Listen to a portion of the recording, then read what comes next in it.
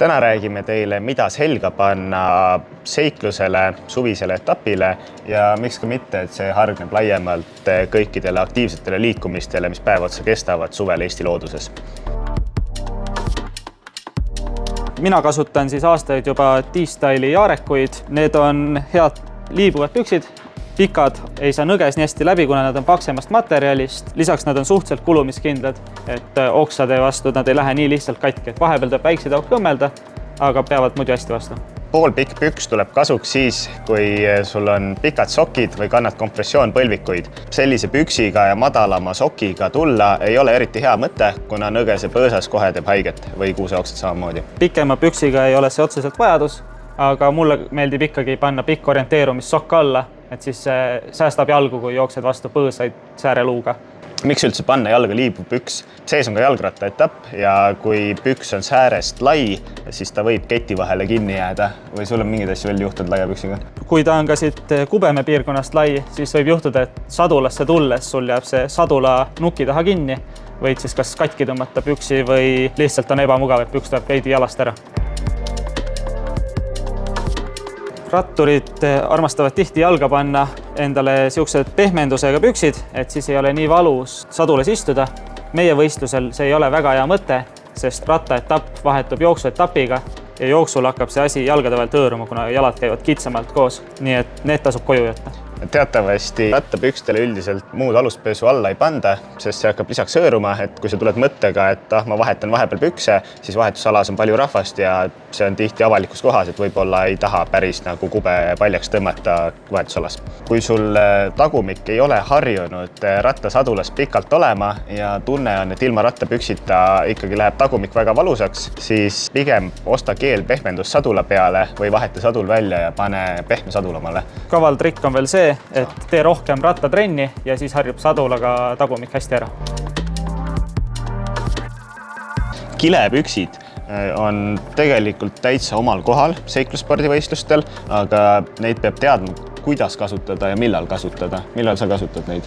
Mul on nad pikematel või koledama ilmaga alati kaasas, aga nendega mõned hädad, et kui lihtsalt niisama kilepüksiga peale minna, siis need ei hinga ja sul läheb kõik alt märjaks ja hakkab rohkem hõõruma ja hakkab palav. Pigem nad on kotis kaasas, et kui hakkab vihma sadama, siis saab peale panna. Teine häda nendega on, et rattaga sõites on jalge vahe tihti hästi libe, kuna kilepüks on ikkagi kilene. Sellel konkreetsel on jalge vahele pandud siukene veidi karedam variant, et saab ka ratta seljas istuda, ei libise sadulast maha. Need konkreetsed püksid ongi mõeldud spets rattasõidu jaoks, et siis jälgige, et ei võtaks lihtsalt laia kiledressi, vaid et oleks mingi võimalus tõmmata säär natuke kokku, et see ei jääks teil käiguvahetesse kinni. Jõuame pükstest üles ülakeha juurde. Ainult üks ja õige variant, mida selga panna, on sellise logoga särk võistlustele. Aga nali naljaks, et tegelikult metsas orienteerudes pikk käis on päris hea asi. Hannes, räägi, miks sa alati pika käisega käid igal pool? Tihti orienteerudes on Eestis ikkagi kuusevõsa või on mingid nõgesed. Pikk käis kaitseb ka käsivart. Rattaga sõites on eriti oluline, et kui kuuseoksad tulevad suure kiirusega vastu käsi, siis palja käe vastu on maru valus ja jäävad suhteliselt kiiresti käele mingid jutid või lähevad käed punaseks. Siis seda säästa, siis on pikk käis Eesti metsas vajalik. Just, ja rattaga sõites, kui oksad tulevad, siis see võib ka juhitavust natuke mõjutada, kui on veits valus, siis hakkab lenks vibama. Palavusega tuleb lihtsalt ära harjuda. Isegi metsas orienteerudes pluss 25-ga ma kasutan pika käisega särki. Lihtsalt natuke rohkem higistad, tuleb rohkem juua, aga ta on ikkagi kasulik. Selliseid särke saate omale osta seikluse enda kodulehelt. Aega selleks on kuni 22. maini. Saate omale samasuguse oma nimega päritoluriigiga särgi. Särgitootja on T-Style, mille pükse me ka palavalt soovitame. Neid riideid tehakse Tartus ja kutid päriselt teavad, mis materjalid on head. Mis juhtub, kui mul jahe hakkab või külm hakkab või vihm hakkab sadama? Kui on väga külm, pane selga termokile, aga termokilega on ikkagi ebamugav liikuda ja kui pikalt kanda, siis ta läheb alt niiskeks, nii et mõistlikum on võtta veekindel jakk. Siuke asi võiks alati kaasas olla, see on väga väikse pakiga ja ei võta palju ruumi. Sellist jopet vaadates põhimõtteliselt võib kahte suunda minna. Variant üks on see, et sa ostad kile, mis on veekindel ja ta on nii umbne, et ta annab sooja. Teise variandina võid osta omale jope, mis hingab ka ja on ühtlasi täiesti veekindel. Vaata mingeid membraane, Gore-Tex või tootjate enda omad, mis iganes ja neid numbreid seal peal võrdle, saad aru, et selle asja eest tõesti tuleb maksta. Sa kindlaid kannad?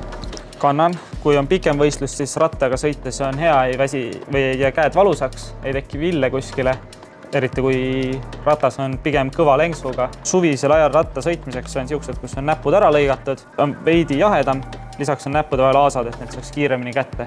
Mina ei ole selle usku, sest minul käed alati külmetavad, pluss 20 ja alla, siis mina panen täispikkade näppudega kindad kätte ja kui on pluss 10, siis mul oleks juba voodriga kinnast vaja ja kasutan kinnast, millel käib see kate peale.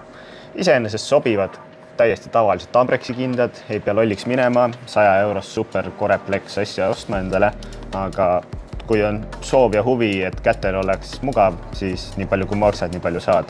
Tunne oma sõrmi ise, kas sul käed pigem higistavad kogu aeg või käed pigem külmetavad kogu aeg ja vaata ka ilmateade üle, et tõesti pluss 30-ga ei ole võib-olla pikka kinnast vaja. Samas mingi kinnas võiks olla, sest lenks hõõrub ja aer hõõrub samamoodi meie võistlusel. Kõik riided, mis te selga panete, jälgige, et need oleks mõeldud spordi tegemiseks.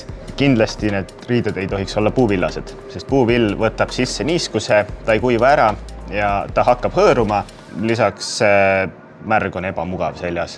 Ja mis kõige olulisem, ta on lisakaal, kui ta vett täis läheb. See võib juba kiloseks minna, tavaline särk.